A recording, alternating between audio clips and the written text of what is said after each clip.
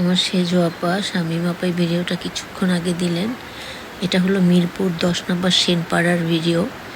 মানে বৃষ্টিতে তোমরা একটু দেখবে মানে পানির কি অবস্থা, কত বেশি পানি হয়ে গেছে। এই মাত্রই আমার বোনের মেয়েটা ওর বাবুকে নিয়ে স্কুল থেকে স্কলাস্টিকায় পড়ে ওর বাবুটা। বোনের মেয়েটা হলো ডাক্তার, ডেন্টিস্ট। ও আমাকে বলছিল যে খালামণি ভাবছি যদি বাসায় যেতে না পারি তাহলে নিজের বাসায় ফিরে যাব, মানে ওর আম্মুর কাছে একটু আসবে আর কি।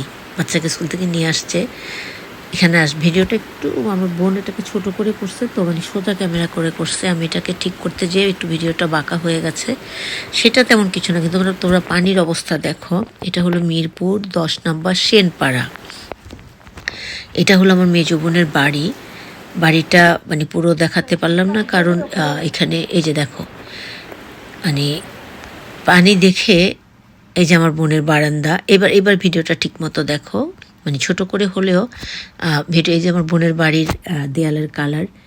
কিন্তু আমার বোনের 3 নম্বর বোনের মেয়েটা বলছিল যে খালামণি আমি ভাবছি মানে এই পানি দিয়ে কি করে বাচ্চাকে নিয়ে বাসায় যাব, মানে স্কুল থেকে আর কি, স্কলাস্টিকার পরেও দেখো অবস্থাটা।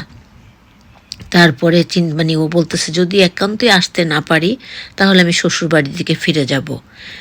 তারপরে আল্লাহ আল্লাহ করে আসছেন। বললাম মামনি তুমি পানি দিয়ে কীভাবে আসছো? কয় আল্লাহ জানে খালামণি।